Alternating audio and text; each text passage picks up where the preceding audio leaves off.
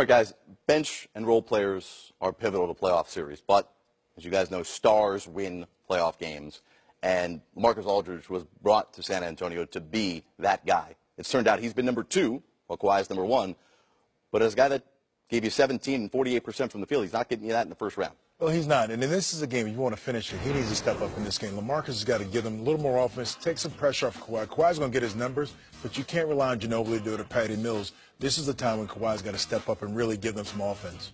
I mean, I don't want to take too much away from LaMarcus. I mean, we have a guy like Kawhi who's flourishing, getting better. I mean, we probably didn't think he was going to be this good when the LaMarcus Aldridge signing actually occurred. So, I mean, it might be a little drop-off with LaMarcus's role, but, I mean, everybody has to step up collectively, I believe. But when you look at this series, how they dominated the first 2 games and now had to really come back after the series was tied to take a 3-games-to-2 advantage, are you seeing more flaws in this team that worry you down the road with San Antonio, or are you just concerned here about getting through tonight and maybe possibly Game 7?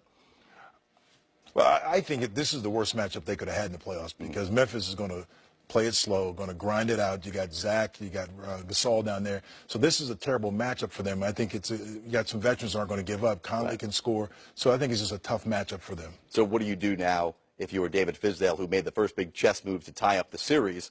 What does he now do to even up the series, Billy? Well, I think he needs J. Michael Green. Now that he's coming off the bench, now he's got to step up and give them some. Zach's giving them offense on the starting the game. Now he's got to give them some. J. Michael's got to give them something off the bench. Their bench production has not been good for them. Yeah, what do you do, though, when you're obviously missing for most of the season a guy like Chandler Parsons? You don't have Tony Allen. You've already changed your starting lineup. What can be asked of that bench? I mean, everything. Everything that's possible. When we have to depend on guys, veterans, and he's doing bless his heart, he's doing a great job, phenomenal job. Vince Carter, I mean, this is our starter right now in a playoff series, a tightness series. So when you have to depend on veteran leadership, I mean, collectively, I can't say it enough, I can't preach it enough. I think we can't pinpoint individuals, but the entire bench, the entire team. You see what that bench production has done, and you know that's why Billy coaches sometimes are hesitant to change up a starting lineup in the playoff series because of what it does to your rotation in your second unit. And that's what happens. Now you take Zach, who they knew had offense coming off the bench, instant offense. Now you don't have that. So, but I think in this game, it's a do or die.